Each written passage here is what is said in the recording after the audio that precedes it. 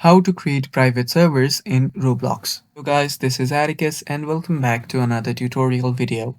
In today's video, I'll teach you guys how you can create private servers in Roblox. So without any further ado, let's dive right into it.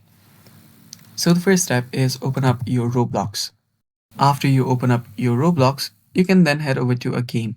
So let's say that I want to head over to Please Donate, and after you're on the game, you'll see this section that says Servers. Tap on Servers, and after you tap on Servers, you'll see the private server area. Right here, what you can do is tap on Create Private Server. After you tap on Create Private Server, you can then simply need to name the private server, and after you name the private server, you will need 25 Robux to actually create it.